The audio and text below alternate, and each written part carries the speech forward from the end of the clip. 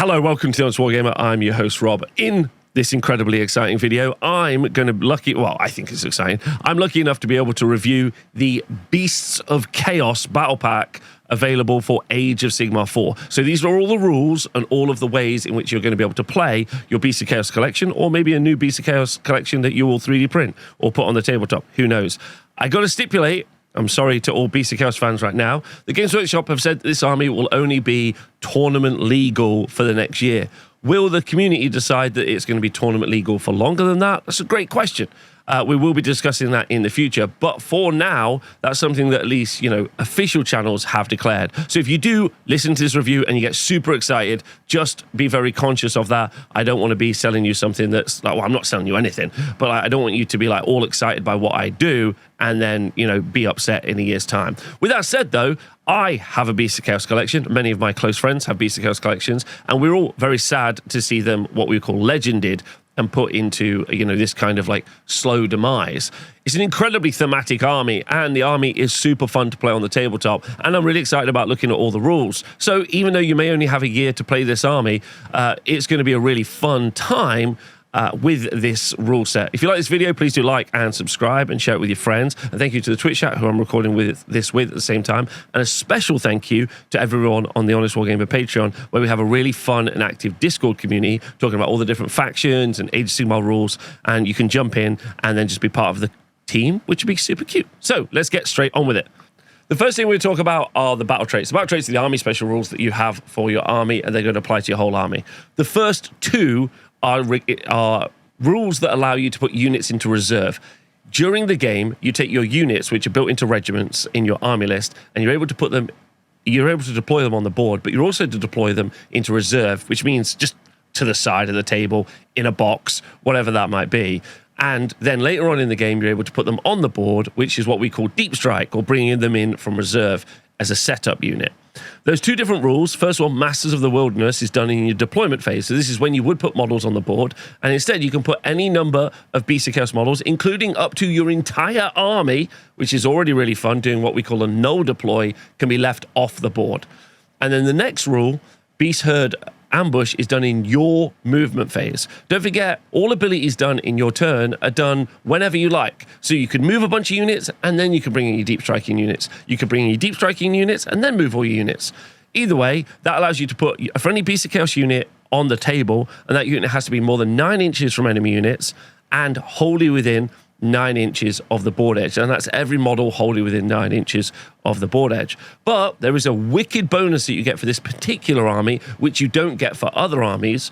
For the rest of the turn, you add 1 to charge rolls for that unit. That means that you have an 8-inch charge on the deep strike. This really increases the success rate of being able to bring units in from reserve and being able to do a charge. The average dice roll on 2 dice is a 7. Therefore, being able to make a 2d6 charge and then being able to use a command ability that lets you re-roll it means I think you have something like a 50-50 chance to slam that roll. And that's not too bad. That's genuinely not too bad. So that's the two main abilities you have. Everything will be put into reserve, and then you can bring units on from the board edge. Bringing units on from the board edge isn't really ability, but they use that to fill up a page. The other page, though, is your kind of like, I guess, special rules.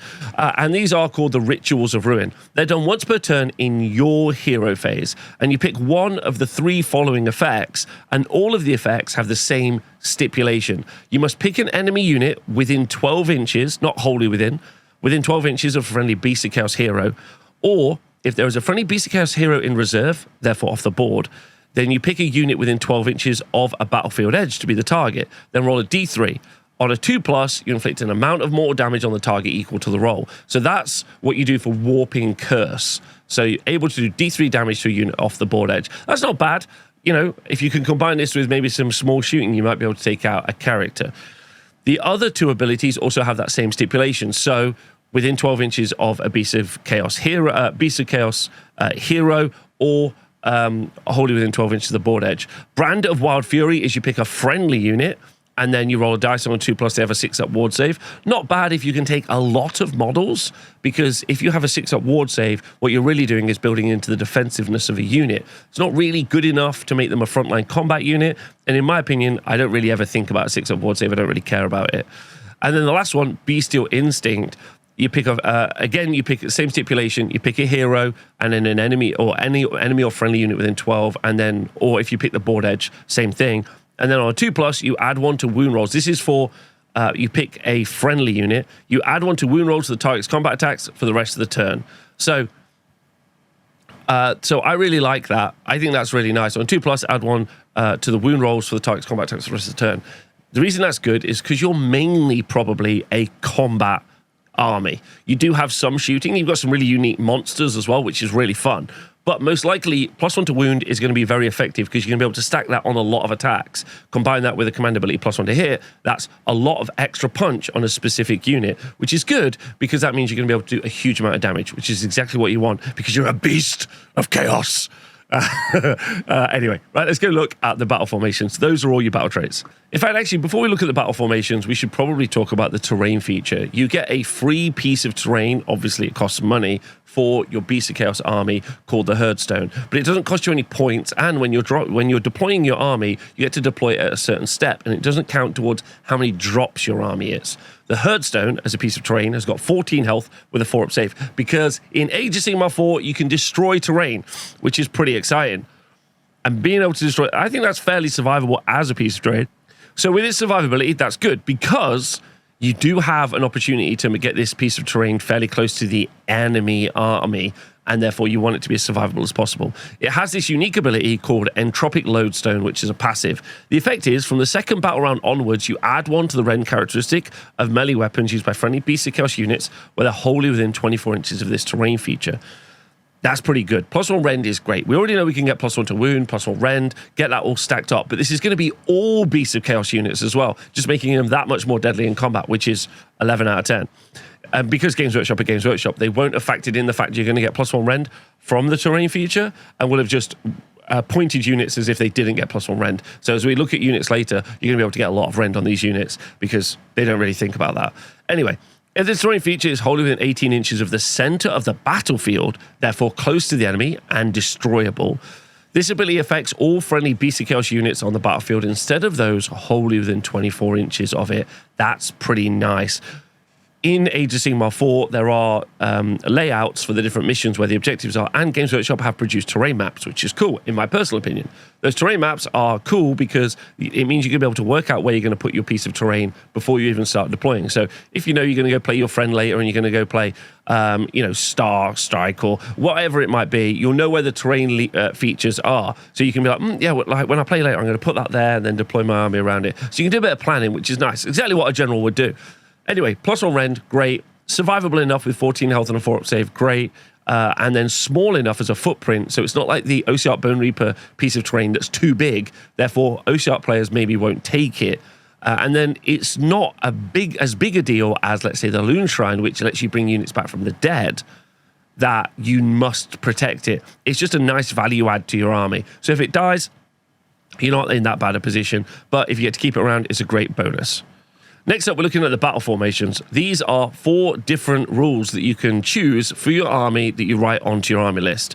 And they're all different, and they're going to apply to different units as well. So the first one, Marauding Bray Herd, has a stipulation issued in the charge phase. Once per turn, as a reaction to declaring a charge ability for a Bray Herd unit. Now, Bray Herd is a keyword that you'll see located at the bottom of some Warscrolls. The Beast of Chaos book is actually quite an interesting book. It's broken up into several different factions. Specifically, you got the Dragon Ogres, then you have the War Herd, which are just your big bull gores, and then you have your little goats, and your little goats are known as the Bray Herd.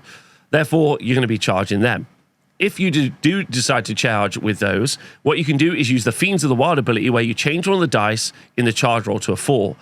Included with the ability to deep strike and add +1, and also the fact that you can maybe use a command ability to reroll, this means that you're very, very, very, very, very likely to be able to charge in a unit. So probably a big unit of Bestigor as the unit that's best for this, because they are really good in combat, and that's what you're wanting to do. So it means you get a more effective charge. And that's exactly what you want with an army. You want them to be able to complete charges because that's how you apply damage. The next one, and the chances of making it, thank you to Charlie in the chat, is a 78% chance, which is pretty likely. The next ability, Almighty Beast Herd, or sorry, the next battle formation, the Almighty Beast Herd, grants you the passive Arch Despoilers. You add 1 to hit rolls for combat attacks made by friendly Beast of Chaos units that target enemy units that is contesting an objective you do not control. This is what we call a double stippy, or 2 stipulations. Specifically, you must be targeting an enemy unit controlling an objective, and also you can't control that objective. Therefore, 2 things that you're doing. But you do gain +1 to hit, and it is not locked to a Key Herd, Bray Herd, or War Herd unit, and instead it could be multiple different units. That's pretty nice, because that means if you've got a turn where you might be able to push a load of units in and get +1 to hit against them, then you're in a good spot. Although you can derive +1 to hit from a command point, so it really depends on what you're trying to achieve. The next one, Hungering Warherd, is done at the end of any turn, and it's got these passive Blood Greed. You pick each friendly Warherd unit that used a fight ability this turn to be the targets, and you can heal 3 to each target. This is good because those Warherd units, the keyword, is all referencing units with multi-wounds. As an example, you're going to be able to use your Gore, and they have got multi-wounds on each model. You can heal 3 back, which is kind of okay, and it's at the end of any turn as well. So if they're in combat, it means every turn, just keep healing and bringing those models back up a little bit. It's fine. Genuinely, if you're running loads of Warherd, I would be thinking about taking this. And the final one is Thunderscorn Stormhead, which grants you a passive in your hero phase, not a passive, an ability in your hero phase called the Raging Storm. What you do is you pick each friendly Thunderscorn unit, which is your Dragon Ogres and Dragon Ogre Shagoth, on the battlefield to be the targets. Then pick each enemy unit in combat with any of them. Heal 1 to each friendly target, then roll a d3 for each enemy target. On a 2+, you inflict an amount of mortal damage on the target equal to the roll. This is fine. Are you taking this? You're taking loads of Dragon Ogres, you're taking loads of this. You're taking loads of Gore, you're taking the Hungering Warherd. Okay, that's what's happening here. So they're kind of keyword locked to the different units that you take. Let me know which one is your favorite. On your army list, one of your heroes is going to get to choose a heroic trait. That heroic trait does not need to be on your general, and don't forget they can't be put onto unique units. Unique is a keyword you can see located at the bottom of Warscroll. Okay. The 3 heroic traits you have are all pretty different, and they're really fun. The first one, the Propagator of Ruin in the bottom right-hand corner here, is a passive. While this unit's on the battlefield, you can use the Rituals of Ruin ability twice per turn in your hero phase. You cannot pick the same effect more than once per turn. So those are the abilities to give maybe a unit +1 to wound, which feels really nice. Do D3 mortal damage, which is also effective as well. I like all of those, and I think that's pretty nice. They're all really competing with each other. The next one, Bestial Cunning, which is done in your movement phase. You pick up to 3 friendly Beast of Chaos units holding in 12 inches this unit that was set up at this turn using the Beast Herd ambush ability to be the targets. That's where you bring units in from reserve. So you pick 3 of them. That's a lot of units. Each target can immediately move D3 inches. The targets cannot move into combat during any part of that move. The reason this is a big deal is because those 3 units that have come in from Deep Strike have to be 9 away, but we know they've got +1 to charge when they do so. So now we're always adding another +1 to the charge, making it a 7, because that's the minimum roll of a D3. But we could have up to 3 added to that roll, meaning that's a total of +4 to the charge from 9 inches away. Well, although you would technically be closer, but you know what I'm trying to say. Therefore, that means you only need a minimum of 5. That's crazy good. So you're going to have very effective, very likely charges from Deep Strike. Very, very scary. And the last ability, once per turn, as a reaction, in your opponent declared a shoot ability that targeted a friendly Beast of Chaos unit. And the ability is called Death Grip. If that friendly Beast of Chaos unit is not in combat and is wholly within 18 inches of this unit after the shoot ability has been resolved, that friendly unit can move 2d6 inches and it can move into combat. Now, that actually has got loads and loads of technical effect in-game.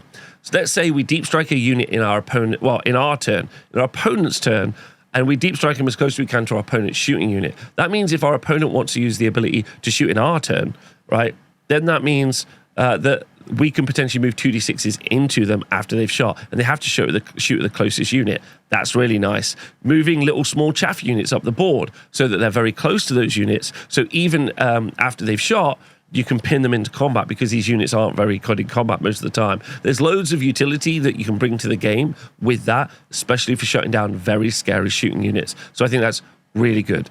I like all of them. Probably the one that I feel will be most useful will be Bestial Cunning, because that really plays into your ability to ambush. But in Age of Sigmar 4, we're seeing a lot of manifestations zoning out the board and making it harder to do deep strike charges. So we'll have to see if that ends up being the case. Also, on your army list, you get to pick one of your heroes to have an artifact of power. Again, can't be a unique unit and doesn't have to be a general, but can be as long as they're not unique. You got 3 to choose from. You got the Slitherrack Helm, the Gnarlstaff of Morgor, or the Bray Blast Trumpet. Unfortunately, the Slitherrack Helm and the Gnarlstaff of Morgor are both good, but they unfortunately cannot compete with the Bray Blast Trumpet. The first one, the Slitherrack Helm, is a passive where you subtract 1 from the charge rolls for enemy units while they're within 12 inches of this unit. Specifically, not -1 to the number of dice they roll, just -1 to the value. So if they roll a 10, it'll now be a 9. That's okay, but it's not as good, so it's fine. Next one, in your hero phase, you get to use the Gnarlstaff of Morgor. You pick a visible enemy unit within 12 inches. This is in your hero phase to be the target. You roll a dice on a 2+. Ward rolls can be made for the target unit for the rest of the turn. This is really good if you're in a stage of the game where units are close to you and you get to turn off the enemy unit's really big bruiser unit, so they don't have any ward saves now, or turn off Nagash's ward save, and you're going to throw everything at the enemy. But it is requiring you to be close, and you still need to roll a dice. However, thankfully, you're just always going to choose the Bray Blast Trumpet in your movement phase. You pick a friendly, non-unique Beast of Chaos infantry or cavalry unit that started the battle with 2 or more models that has been destroyed to be the target. You roll a dice. On a 4-up, you set up a replacement unit with half the number of models from the target rounding up, wholly within 12 inches of the battlefield edge, more than 9 inches from all enemy units. This is the same ability that Alariel has, as an example, or many Demons of Chaos have, like the Lord of Change, Great Unclean One, Keeper of Secrets. But this is a free ability that you just get to put on a hero, and this is pretty nice. This means you get to bring back your hordes of goats or big Bulgors back from the dead constantly. You can't replace a unit with another unit, but it does mean if you have a big unit of, like, let's say 6 Bulgor or like 20 Bestigor, you get to bring another 10 back. We love that. That's great energy. And because the ability to bring models back from the dead is so strong, you're always going to take that. You also get to choose a spell lore, although that's a bit of a misnomer in Age of Sigmar because you always just get the same spell lore, but you do get to choose a manifestation lore. We'll talk about that in a minute. Your spell lore that you have for the Beast of Chaos is Wicked, with 3 really powerful spells. The first one, Vile Tide, is cast on a 7, and you pick a friendly Beast of Chaos wizard to cast your spell, and a visible enemy unit within 12 inches to be the target. Inflict D3 mortal damage on the target. In addition, till start your next turn, the target cannot use commands. This is great. Do you want to stop the enemy unit using all-out defense? Or do you want to stop them using a redeploy? Or a bunch of other really good command abilities? Maybe even stop them using countercharge.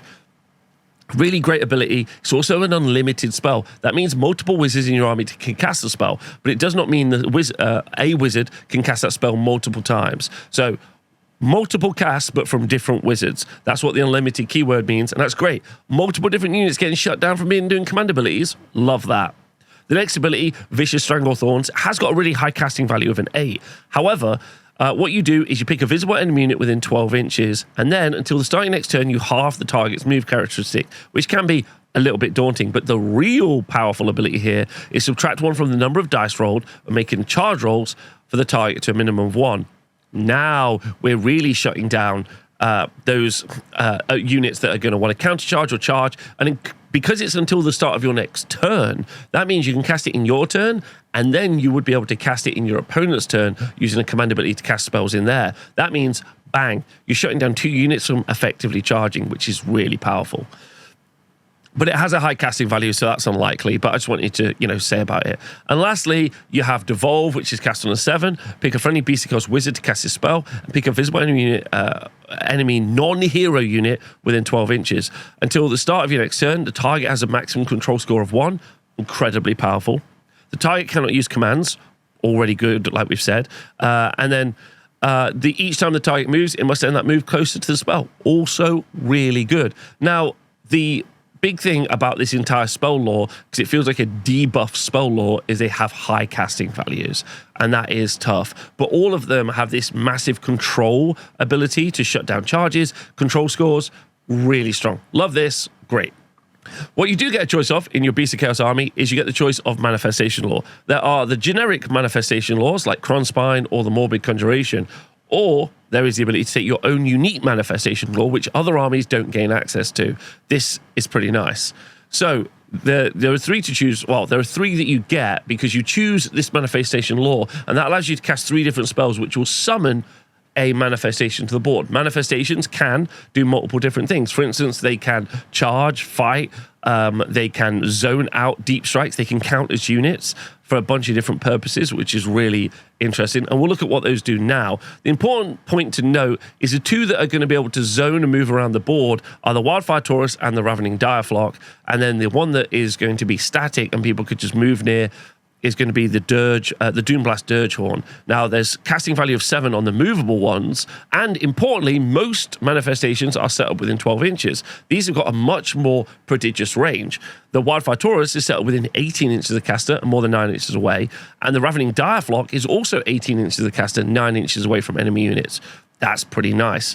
And the Doomblast Dirge Horn is also within 18 inches of the caster. This is a pretty massive extended summoning range for the manifestations compared to other manifestation laws. Let's go look at what those Warscrolls do. So the first manifestation we're going to look at is the Wildfire Tourist. I love this model. I think it looks great. And don't forget, you set it up within 18 inches of the enemy, and when you set it up, you can't then move it, but you are going to be able to attempt to charge it, which is nice. It's pretty survivable as well. It's got 10 health. It does have a 6-up save, but it's also got a 6-up ward save. It flies, and it's also moves 12 inches. So if it survives a turn to be able to move around the board, then that's really good, especially as, obviously, you can use the ability to cast your opponent's turn to set it up then move 12 inches and charge. And then in combat, it's decent. 6 attacks, damage, D3. Hits on a 4, wounds on 2, rend 2, damage D3. So that's quite a lot of attacks. A lot of attacks and a lot of damage. But it's also got the ability Trail of Destruction, which is done in any charge phase. If this unit charges phase, pick an enemy unit within an inch and roll a number of dice equal to the unmodified charge roll. For each 4+, inflict 1 mortal damage on the target. If any damage points are allocated to the target, then the unit has Strike Last. Now, you're probably likely to do more damage points because it's mortal damage. And Strike Last is such an amazing ability. And it's much better than Strike First because multiples of your units are going to be able to hit that unit before it's able to hit you back, which means you can put lots of resources to attack a unit. So this is fast, survivable, does loads of damage, massive range when you set it up, is moving so it's going to zone out the board, gives you Strike Last, does mortals in great in combat. It's just a 10 out of 10 manifestation. The next one that we're going to look at is the Ravening Direflock. This is 3 models, and all of those models must be within an inch of the other part when they move around. But that is cool because it's 3 models. You are going to be able to make 6 attacks per model for a total of 18 attacks, 4s and 5s, rend 1, damage 1. Obviously, that's not going to do a lot of damage because of wounding on 5s. It's also not super survivable with 6 health and a 6-up save, and because and it does have a shared health pool, you can see in the multiple parts passive there. The ability that you're going to try and use it for is the Harbingers of Dark Omens passive, where you subtract 5 from the control scores of any units while they're within 12 inches of this unit. That's pretty nice. You're going to put those in the middle, and then you're going to be able to, in the middle of 2 objectives, you're going to reduce their control score. This is super nice. Although, obviously, the true trick for reducing someone's control score is to just murder them so they can't control anything. You can't push the button if you have no hands. Our last manifestation is the Doomblast Dirge Horn. 7 health, 6-up save, survivable enough, really. It's got this really great ability called Booming Cacophony. When this manifestation is set up, the range of this ability is 6 inches, and you subtract 1 from the wound rolls for attacks by enemy units while they're within range of this manifestation's abilities. So that's just within range, not wholly within. And at the start of each battle round, you get to use the Louder and Louder ability, where you increase the range of this manifestation's Booming Cacophony ability by 6 inches. This is applied cumulatively over multiple battle rounds, and if this unit is destroyed, then the effect no longer applies. So you've got a couple of options. Do you deploy it really deep into your enemy opponent's lines, making them -1 to wound? Cast it near a shooting unit so that they're -1 to wound. That's quite interesting. Or do you try and put it more into the mid-board or near objectives and just slowly start reducing them down? 7 health and a 6-up save means it's not going to be very survivable. Don't forget, all these manifestations are chargeable. But ultimately, I think -1 to wound is really nice, and the other 2 have got some really strong abilities. So maybe this is the weakest of the 3, but it still can come in play in many situations, and I think that's pretty nice. The first War Scroll that we're going to look at, now we've looked at the Allegiance suite, is the Great Bray Shaman. Great Bray Shaman is a power level 1 wizard, meaning it's able to cast 1 spell. It's got 5 health and a 5-up save, so I wouldn't necessarily describe it as a frontline fighter. Moves 6 inches, which is nice, but thankfully, it's got the ability to do Infuse with Bestial Vigor, which you can do once per turn across the army, so you can only do it the 1 time. in your movement phase, you pick a friendly Beast of Chaos unit, wholly within 12. For the rest of the turn, you can use run ability and still use a charge ability. That's nice because the run ability is meaning that you can make those units move much more faster. And also, you're able to use the read much more. I apologize, that didn't sound very good. You're also able to use the redeploy and also countercharge mechanic as well. Effect for the rest of the turn. Oh no, you're not able to do that. It's only for the rest of the turn. I apologize. That's wrong. But still, run and charge is really nice. And therefore, this level 1 wizard, which normally wizards cost about 100 points, has got also another ability that is massively game-changing in run and charge. So those two things together is really nice because you always want to bring a wizard, if not for being able to do some magical support, at least for some magical and defense. So being able to tie in with the key mechanic of how your army works, which is charging and fighting, is great. So that's a really good ability. The next hero we're going to look at is the Beast Lord. This is your on-foot combat character. 6 health with a 4-up save, which is nice and survivable. Moves 6 inches, got an okay combat profile, 5 attacks, damage 2, with crit 2 hits. But the reason you're going to take him is because of the Hatred of Heroes passive. While this unit, so the Beast Lord, is in combat with any enemy heroes, you add 1 to hit rolls and wound rolls for combat attacks made by friendly Beast of Chaos units while they're wholly within 12 inches. Now, that is a stipulation that requires this guy to be in combat, and the other units need to be within range. That's quite a bunch of stuff to try to organize, but +1 to hit and +1 to wound are super powerful. So you may see someone want to try and make that happen. And the last ability, Call of Battle, is an ability you see on most heroes, where this unit can fight and then immediately pick a non-hero Brayherd infantry unit to fight immediately after it. There is a stipulation here, though, which is in the core rules, where there are 3 phases of combat. Strike first, the normal fight step, and then the strike last step. If the Beast Lord is able to fight the strike first step, as an example, for some reason, you wouldn't then be able to make the other unit fight also at the strike first step. They must fight linearly in the same steps. Normally, other abilities give you +1 to hit or +1 attack when you fight simultaneously. This doesn't do that, but I guess being able to make that unit fight immediately after you means that you're going to be able to have given them those buffs of +1 to hit, +1 to wound. And I guess that's the real trick of what you're trying to make the Beast Lord do. Do you think that that's worth it? Let me know in the comments. The first unit that we're going to look at. So the first unit we're going to look at are Bestigors. Bestigors are a unit of 10 models. They can be reinforced to a unit of 20. Each model in that unit has got 2 health. So it's a really chunky unit. Really difficult to get through. Thankfully, they've also got a 4-up armor save. So it's even harder to get through. Their movement 6 and their control value of 1 per model. They've got 3 attacks per model as well. So a unit of 10 is 30 attacks and a unit of 20 is 60 attacks. That's wild. Hitting on a 4 is maybe the downside. Wound on a 3, rend 1, damage 1, but they're crit 2 hits, so very, very punchy. You subtract 1 from the wound rolls for shooting attacks that target this unit thanks to the passive Ferocious Advance, and they have an ability called Despoilers, where if your opponent declared an all-out defense command for a unit within 6 inches, you can add 1 to the attack characteristic of this unit's Despoiler axis for the rest of the turn. Now, that's pretty nice if they're not using all-out defense against the unit you're hitting, where you get a slight increase in your output if that ends up being the case. But if they do pick another unit, then that means you're going to go super hard into that unit, which is good. Also, the -1 to wound against shooting is nice. That's really good. But I think just the sheer volume of attacks, as well as the fact that you can get +1 to hit and +1 to wound for 61 attacks with crit 2 hits, 3s and 2s, rend 1, damage 2. And don't forget, like I said earlier, thanks to your terrain piece from Battle Round 2 onwards, you can be up to rend 2, which is very, very powerful. So your opponent is going to have to be your opponent is going to have a real problem dealing with this massive punchy unit. Gore are the next unit that we're going to look at, and Gore is a unit of 10 models. Each one of that unit has only got 1 health compared to Bestigor. They obviously are the best.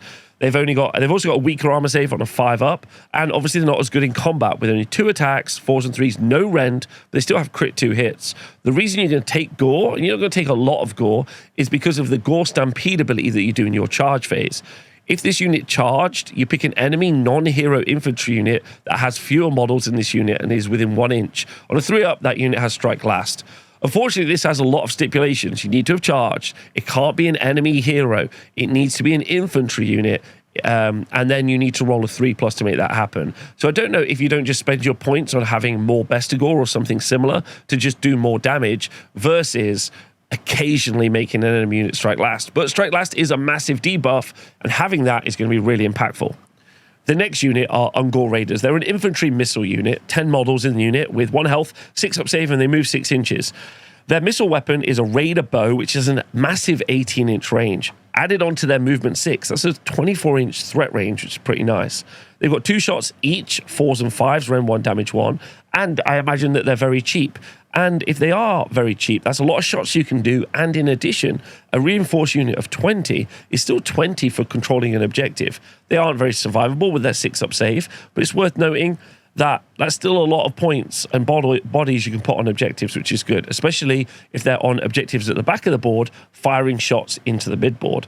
They also have an ability called Hidden Volley, which you do once per turn across the army in your hero phase. So you can do this ability multiple times, but it has to be in different turns. If this unit is in reserve in ambush, you pick a non-hero enemy unit within 12 inches of the battlefield edge to be the target.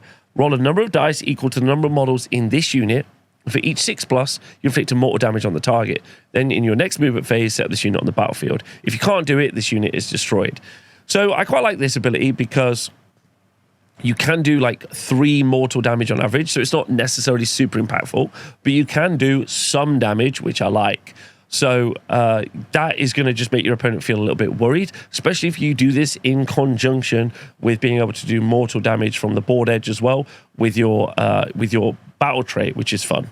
So I like this unit overall, especially if they end up being really cheap, because they just add a little bit of poke to your army at range. And again, it's still got a lot of bodies on the board for holding objectives. The next unit we'll look at are Angor. Angor is an infantry unit with 1 health per model on a 5 up save. They've got a control value of 1, which is probably going to be the important part. They move 6 inches, and they're okay in combat with 2 attacks per model, 4s and 5s, no rend damage 1, so they are not a frontline fighter. They barely can fight other chaff, but they do have a really great ability which might see them on the table quite a lot, and that is the Fleet of Hoof ability, which you do once per turn in any combat phase. The effect is that if this unit is in combat, you roll a dice. On a 3+, this unit can immediately use the retreat ability as if it were your movement phase without any mortal damage being inflicted. The reason this is really powerful, and importantly, it's done once per turn in the army in any combat phase, so only 1 unit's going to get to do it. It means that you're going to be able to either bounce out of a very aggressive combat. Imagine using this unit to screen in front of, let's say, a unit of Varangard. Varangard charge in, and then you just go 3+, this unit moves out of the way, completely negating the output of the Varangard for that turn, making them a very effective screen. But another situation would be where you charge in with this unit, and then you roll the 3 up to move out of that unit because you've charged for the additional movement, and then you're able to go grab and put bodies on an objective, which is quite a powerful mechanic. That's very tricksy. And if you take into account all of the other tricks that we're seeing with this army, where you get deep strikes, the ability to shut down charges, reduce movement, then you are really going to be able to make it so you're very mobile across the board, which is very, very good. Next unit is Centaurs. Centaurs is a unit of 5 models with 2 health, 5 up save, and they move 10 inches. They have got a ranged attack and a combat attack, but before I go any further, it does feel like this unit has accidentally got a mistake on its Warscroll where its spear should also be a combat profile that has been negated from the unit. But we're going to read it as it is, and it might get hopefully FAQ'd in the future. Either way, each model unit got 2 health, 5 up save, and they move 10 inches, so they're very fast. And they have a shooting attack where each model unit, so unit of 5, can make 1 shot that hits on a 4, wounds on a 3, is rend 1, damage D3, which is kind of okay. Reminds me a lot of prosecutors. And then in combat, they unfortunately only have got 2 attacks. They hit on 5s, wound on 3s, no rend damage 1, which is the profile of what we see for most horses or mounts in Age of Sigmar, but they haven't been given a spear attack in close combat. Therefore, I think this unit is maybe currently DOA because it hasn't got all of its abilities. However, it does have the Drunken Revelry ability you can do once per turn in your movement phase. Only going to be able to do this for 1 unit. The effect is this unit can use this ability. If it's not in combat, it has a 4+ ward save for the rest of the turn. So that's okay. You know, 4 at ward save is really nice, makes them very survivable. And I guess their job maybe could be to run around and grab objectives, keep doing some shooting attacks onto objectives, but normally you charge in to grab objectives. So hopefully these guys get FAQ'd. The next unit we'll look at are the Tuskor chariots. Each chariot, you can only take a unit of 1 chariot. 7 health and a 4 up save means they're going to be a good, what we call, pinning unit. So a pinning unit means this unit is going to be able to like stop units from maybe like charging across the board, pin them back if they're very cheap so that they're not able to grab objectives. They move 10 inches, which means they're fast enough to be able to potentially be able to move up the board fast enough, or maybe their job is just to go grab an objective, but with only control score of 2, I don't really see it. In combat, they also have got a pretty woeful profile, and maybe the reason to take them is because of the tough score charge, where you do D3 mortal damage on the charge. But I don't see why you would take these over any of the other units, because the other units do more output, are better for objective control, they survive longer, and so I don't think these are very useful. Next unit we're going to look at are Gore. Gore is a single model of 1 with 4 health and a 5-up save, and it's unreinforceable. It moves 10 inches and got a control value of 1. It's also a beast, therefore it can never have a control score of better than 1 ever. However, it's got some okay damage profile. It's got 5 attacks in close combat. It hits on a 4, wounds on a 2 with no rend, but it is damage 2 and damage 3 on the charge, which is pretty crazy. It's also got an ability, Feed on the Mangled Remains, as a passive. Each time this unit uses a fight ability, after that fight ability has been resolved, you heal D3. However, with only 4 health and a 5-up save, I think if absolutely anything looks at Gore, which is really hard to do because it's an incredibly ugly model, it's going to die. So probably not good. The next unit we'll look at is the Gargon. That's right, the Chaos Gargon. Still there, still cool. 12 health with a 5-up save. Moves 8 inches, which is pretty nice. Survivable enough. Control value 5 as well, so going to be great for grabbing some objectives as well as fighting on them. Got the ability to throw a rock, which only hits on a 5, which makes sense, but only does damage D3, but it's rend 2 and hits on a 2. In combat, has got quite a lot of attacks, but we'll talk about those attacks in a moment after we talk about the ability Whipped into a Frenzy, which is done once per turn in any combat phase. If this unit is within 6 inches of any friendly Beast of Chaos heroes, you add 1 to the attacks characteristic of this unit's melee weapons for the rest of the turn. Now, if we think about these attacks like that, that means a massive club has got 5 attacks damage 2, the Headbutt has got 2 attacks damage 4, which is loads, and then the Mighty Kick has got 2 attacks damage D3. Now, the big problem with this unit, like many monsters, is that they hit on 4. So any minuses to hit are going to be a problem, but +1 to hit is going to be really beneficial. We've also got another passive Timber, which is just basically when this unit dies, both you and your opponent roll a dice, and then someone picks a point within 3 inches, and every unit, friend and enemy, will take D3 mortal damage because they have died. The Gargants are always really fun, especially considering having 1 of them is going to get bonus attacks, and then just having a Gargon headbutt a unit to death is always super cool. Now we're going to start looking at the War Herd units, and the first one we're going to look at is a character unit called the Doom Bull. The Doom Bull is both a combat monster and also a massive support piece for War Herd units like the Bulgors. A Doom Bull's got 8 health with a 5-up save and moves 6 inches. It's got a control value of 2, but the important part is its combat attacks, with 4 attacks with its Slaughterer's Axe that are damage 3, and then 2 attacks with its Alpha Beast Horns, which are damage 2 but have +1 damage on the charge. In addition, in any charge phase, if it charges, you pick an enemy unit within 2 inches, within an inch, sorry, on a 2+, you do D3 mortal damage. But it does have this amazing ability called Slaughterer's Call, which is done in any charge phase. It's done once per turn across the army. You pick a friendly War Herd unit, so that's going to be the Bulgors, that's not in combat and is wholly within 12 inches of this unit with a target. For the rest of the turn, you add 1 to the number of dice rolled or make it a charge roll to a maximum of 3. That, ladies and gentlemen, is a 3d6 charge. That means unit of Bulgors can pop down on the board with +1 to charge and charge 3d6 inches. That is crazy. They're going to be charging all over the place. So let's find out what Bulgor do. So if we take a moment to look at Bulgors, Bulgor is an infantry unit with 3 models in the unit, reinforceable up to unit 6. There's 4 health per model on a 5-up save, so I won't describe them as what we call a bruiser unit, like a very survivable frontline unit, but they do have a lot of health. So 12 health from a unit of 3, 24 health, I guess, from a unit of 6. They have got a good combat profile with 4 attacks from the Mansplitter Axe that are damage 2, and then 2 attacks from the Iron-Capped Horns, which are damage 3. But they do hit on 5s, and they're only damage 3 on the charge, otherwise they're damage 2. But they do have an ability called War Herd Charge, which can be done in any charge phase, where if this unit charges phase, you pick an enemy unit within an inch and roll a dice for each model in this unit. On a 2+, you inflict an amount of mortal damage. That does mean that on the charge, unit 6 is probably going to do about 5 mortal damage, which is a nice start if you're charging, especially into something like a big monster, and then you start swinging with the Bulgor.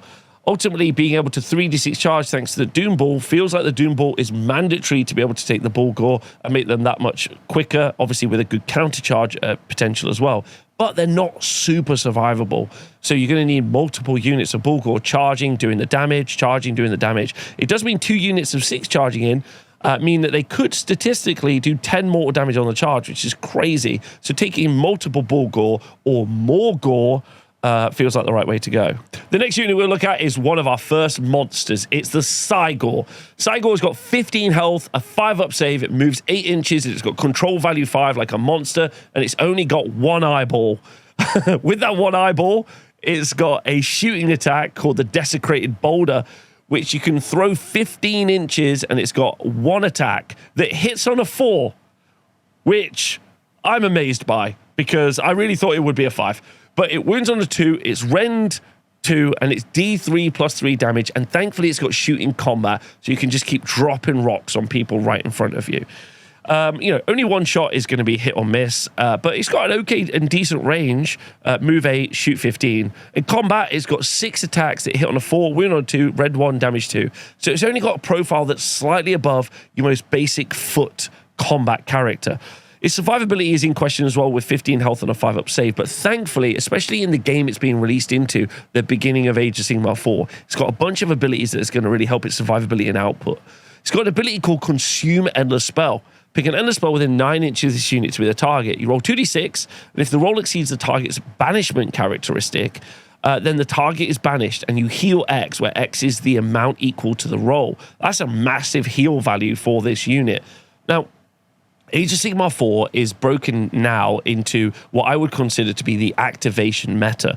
What I mean by this is because of the ability to put a lot of manifestations on the board, this means you have to spend a lot of time killing stuff which your opponent can resummon, therefore reducing the sheer volume of activations you can use in killing your opponent's army. This is particularly rough for armies that do a lot of chip damage or damage the way you're just going to do damage over time, because you need to clear each one of those activation points to move into the next unit, like grabbing an objective or something. This means this unit not only can not fight particularly well, but can get rid of those manifestations really quickly, and they can do it in any combat phase, which means every combat phase, and sustainably keep healing this unit up while being 5 on an objective. That's genuinely legit. In addition, this ability also counteracts the way some special units like the Krunspine Incarnate, the Purple Sun, or the Jaws of Galette mean they can't be auto-wiped from a banishment. But this isn't a banishment ability. This acts like banishment, but isn't a banishment, meaning you can just take them immediately off the board, which is very effective. In addition, it's got a passive called Soul Eater, where this unit can use unbind abilities if it was a wizard, and each time this unit unbinds a spell, you inflict D3 mortal damage on the caster, which is awesome. Absolutely great ability in addition. Because now with your passive abilities, maybe some of your light shooting, you've got a real opportunity to start threatening enemy wizards and shut down your opponent's utility pieces. Really great ability. The Cigor is a nice utility piece that you might see make it into armies just because of how rampant the manifestation experience is right now. The next monster we're going to look at is the Gorgon. The Gorgon's got a 15 health with a 5-up save, control value 5, so it's got that same survivability issue as the Cigor. But it's an incredible combat monster with 7 attacks from the Butchering Blades, which are damage 3. And they are rend 1, but against infantry, they're rend 2. And obviously, being able to use your terrain feature, they're going to go up to rend 3, which is really punchy through infantry. In addition, it's got a huge Slavering Maw attack, which is 2 attacks that hits on a 4, wounds on a 2, rend 1, but is again damage D6. Another rend from the ability from your terrain piece is good. And its survivability being a question is maybe supported from the Swallow Whole ability that you do in any combat phase. You roll a dice, you pick an enemy unit within combat, roll a dice, and if the roll exceeds the target's health characteristic, one model in the target unit is slain, and you can heal X, where X is the equal to the roll. So you can either heal 1 every combat phase, or maybe start healing 2 or 3. You're not going to always get the roll, but that healing is going to be pretty nice, and it's got some pretty good combat output. That's really nice. I really like that.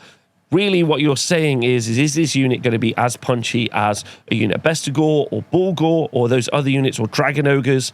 Are they going to do the same level of output? What's quite interesting is the heal X is equal to the roll. So even if you're targeting a one model unit, one health characteristic unit, and you roll a 6, you're still going to heal 6. So it's even better. Very survivable. The next monster we're going to look at is the Chimera. It moves slightly faster, but is less survivable with only 12 health, but still that 5-up save. Control value 5, maybe its job is to go grab objectives and fight small units holding those objectives. In combat, it's not too bad, with 6 attacks that do damage D3, and a further 6 attacks from its mauling claws, which are damage 2. Those have got crit 2 hits. However, they all hit on 4s, and they've got low to okay rend. You do have an ability called the Thricefold Savagery, which is done in any combat phase because it's a rampage. And you roll 3 dice, and for each 4+, you add 1 to the attack's characteristic of the chimeric heads. Meaning you could get up to 9 attacks doing damage D3. But with the sheer amount of minuses to hit out there, and the fact that taking units of, like, say, Bestigor or Bulgor are going to do more output and have more survivability, the monster doesn't bring enough utility itself to the game. However, it's got a shooting attack, which is 6 attacks, hitting on 2s, wounding on 4s, but it's got no rend and is a shooting combat weapon. Overall, I think the Chimera's job is to do damage and grab objectives. Other units do that better if requiring a little bit more work to do it, therefore probably isn't going to see play. Our next monster is a Cockatrice. Although not a monster, he's actually technically a beast, and therefore has only got a control score ever of 1. The Cockatrice is a fun utility piece that you can bring in your army with 8 health and a 5-up save. Would it be what I would describe as a frontline combat unit with only 5 attacks doing damage 2? The reason you're going to bring this model is because of its ability, the Petrifying Gaze. You pick a visible enemy unit within 12 inches of this unit to be the target. You roll a dice for each model in the target unit, and for each 6, you inflict 1 mortal damage on the target. If any damage points are allocated to the target by this ability, the target has Strike Last for the rest of the turn. Strike Last is an incredible ability, as I've said before, and this means you're going to be able to give a unit Strike Last from a pretty good range. Move 12 inches, shoot 12 inches, or use this shoot ability, is really nice. It's only able to be done in your shooting phase, but if you are going to be deep striking units, 3d6 charging units, you can bring this along to make it so that that unit is striking last, and then all your stuff can hit first. That feels really good, depending on what units you fight against, so it might see play. Our next monster is the Jabber Slide. 12 health with a 4-up save. It's actually fairly survivable, and that's good because you want it in the middle of a combat. It does have a ranged attack and also, obviously, a combat attack. Its ranged attack is only 3 attacks at 8 inches, 4s and 3s render 1 damage to E3, and the 4-paw claws and tail in combat is only 6 attacks, damage 2. So it's not what I would describe as either a shooting unit or a frontline fight. It's a bit of a hybrid. But the reason you would bring it, and legitimately a reason I think you should take it, is because of its aura of madness, which can be done in any combat phase. This is a rampage, but it does not need to be in combat to do it. It's only once per turn across the army, so multiple Jabber Slides won't be able to do it. What you do is you roll a D3, and on a 2+, you pick a number of enemy units equal to the roll that are within 9 inches, which is quite broad. If you think of it being in the middle of the board, that's 18-inch range, kind of. 9 inches that way, 9 inches that way, and it doesn't have to be wholly within 9 inches. For the rest of the turn, each time the unmodified hit roll for the combat attack made by the target is a 1, inflict 1 mortal damage on the target after the fight ability has been resolved. Now, your opponent is going to want to hit your stuff. And then if this is just within 9 inches of the front line of your units, every time that they fight, well, not every time, but most of the time that they fight, they're going to be taking mortal damage for the privilege. Now, if you've only got 10 attacks, it's only a couple of mortal damage. But when you start getting up to units like Witch Elves with 50, 100 attacks, you could legitimately wipe that unit when they attack you. And if you charge into them, they don't get the choice on whether or not they get to swing those dice. They have to fight in combat. Therefore, you're just going to take mortal damage. That's a really, really strong ability to be able to do on more than one unit at a good range. And it doesn't need to be in combat. If it does even get into combat, it's still survivable enough with 12 health and a 4-up save. So that's a great ability, really strong. Our next unit is Chaos Spawn. Chaos Spawn is a single model with 5 health and a 5-up save. It's got 2d6 attacks in combat with crit 2 hits, and it's a beast with a control score of 1. It doesn't do anything, doesn't support the rest of your army. It's not there for any reason that's useful. Similarly, Chaos Warhounds with 2 health each and a 6-up save. They move 10 inches, but with 2 attacks each, 4s and 3s, and no rend damage 1, but they also have a control score of 1. But you do have the ability Outrunners of Chaos, where you declare a charge ability for this unit. You can change one of the dice to a 4. This unit, unlike other Warhound units, specifically the ones that you can find in Soulblight Gravelords, don't have any recursion. therefore, you know, the ability to bring models back from the dead. So while they're a cheap wound sink with 2 health each, you don't really need that. You have other units that do that with more utility. They aren't great for contesting objectives, and they're not good for doing combat. So they don't do anything that everything else in your list doesn't do, apart from maybe be a very big screening unit, because they are on large bases. But that's the only reason you would take the Warhounds. The next unit is another character unit. This is the Dragon Ogre Shagoth. Dragon Ogre Shagoth is a character, therefore obviously can take traits and artifacts. It's got 10 health with a 4-up save, moves 8 inches, but it's only a control value of 2. It's a bit sad. It would have been fun to be a control value of 5. Now, it's got a great combat profile with 6 attacks, 3s and 2s, rend 1, damage 3. Can go up to obviously rend 2 when that faction train kicks in. And it's got crit mortals for a ton of damage. And then it's got a ranged weapon attack called Crackling Bolts, which has got crit 2 hits and shooting combat, which is really good. And it's got a range of 12 inches. It's 2d6 shots, 4s and 3s, rend 1, damage 1. And legitimately, that could be a lot of shots coming out of this. Hitting on 4s is obviously pretty weak, but crit 2 hits, that will make up for the hitting on 4s. Really fun little ability, could do some legit damage. Now, it's got 2 different abilities. The first one is the Scions of the Primordial Storm, which is a reaction to your opponent declaring a spell ability. What this does is this unit, or any Dragon Ogres that are wholly within 12 inches of it, on a 4+, ignore the effect of that spell. It's a really powerful ability. A 4-up spell ignore is really nice, especially obviously supporting Dragon Ogres. And it's got the Beneath the Tempest ability, which is done once per turn at the end of any turn, and so therefore isn't going to be able to affect multiple Dragon Ogre Shagoths. Where you pick each enemy unit in combat with this unit to be the target, then you roll a dice, and on a 2+, you heal X to this unit where X is equal to the roll, which means up to 6 healing at the end of every turn. And then roll a d3 for each target, and on a 2+, you inflict an amount of mortal damage on the target equal to the roll. I'm pretty certain this means you don't need to be in combat in order to do this, because you don't need to, like, you pick number of units that are in combat with it. There are no units, and then you roll a dice. It doesn't say you need to be in combat. It says you need to pick units they're in combat with. Therefore, I think that's usable. Either way, that means it's going to be a little bit more survivable. 10 health is a little bit weak source for its survivability, but 4-up save is fine. Hopefully, it'll be cheap enough because of the low health value, which is cool. The next unit is Dragon Ogres. Dragon Ogres are a unit of 3 models, reinforceable up to a unit of 6. They've got 5 health each, which means 15 health or 30 health, all on a 4-up save, which is very good. Control score is 2, though, so Unit 3 is control score 6. Unit 6, control score 12. That's good for holding objectives. They move at 8 inches, which is super fast, but it's fine. And then each model in the unit has got 4 attacks, 4s and 2s, rend 1, rend 2, obviously, with the terrain feature after battle round 2, and then damage 2. But they do have crit mortals, so that's a lot of mortal damage could potentially be punched in. And then they've got 2 additional attacks from the Raking Foreclaws, 5s and 3s, rend 1, but that's just like the horse they rode in on. They do have an ability called Speed of an Avalanche, which is done in any combat phase, where if this unit did not charge this turn and is in combat with an enemy unit that charges this turn, you roll a dice. On a 4-up, this unit has strike first. That's a real psychological impact on your opponent, where they think that they want to charge into the Dragon Ogres, but that Dragon Ogres are going to be able to get strike first. Like, therefore, you can't necessarily risk it, because a unit of 6 Dragon Ogres is going to do 24 attacks with crit mortals, and that mortal damage being damage 2. That's a lot of attacks. So your opponent can't necessarily risk it. So you can just be grabbing objectives, holding on to stuff. That's pretty scary. Being able to ignore spell effects, thanks to the Dragon Ogre Shagoth as well. I think that Dragon Ogres could see some real play. They are massive bases, though, so can be chargeable by a lot of different units. That's it for the Beast of Chaos review, and pretty interesting. Like some of the other factions that we see in Age of Sigmar, a good example would, of course, be Gloomspite Gitz. This is an army that's been subdivided into different sections. You've got the Dragon Ogres, you've got the Gore section, and then you have the Bull Gore kind of war herd section.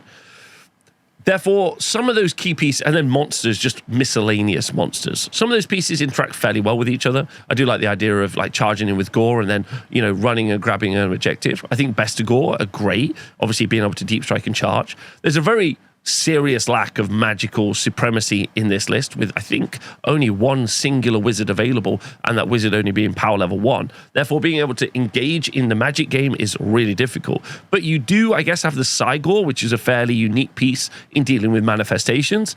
and that's pretty unique as well. You have good tank anvil units in Dragon Ogres and good punchy units in units like Bestigor as well.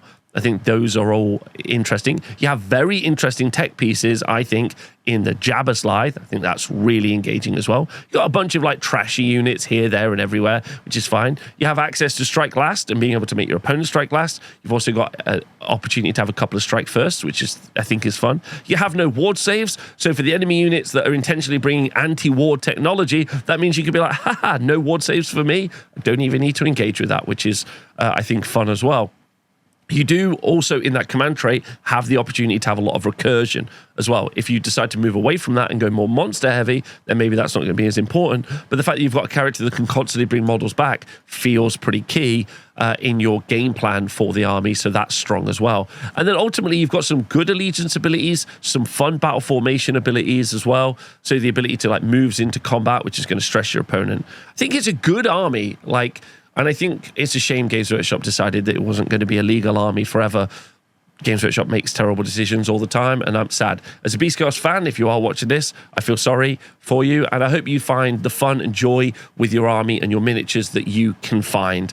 This feels like a good rule set, and you might not be engaged or want to play in Age of Sigmar now that your army isn't, you know, quote-unquote legal, but I hope that you do, and I hope you enjoy playing with the army and models that you love. I hope you've enjoyed this video. Thanks very much to everyone for watching. And thank you to everyone on the Honest Wargamer Patreon. I would love you to be able to support me via that process. That would be great. And thanks for watching my videos, and I'll see you soon.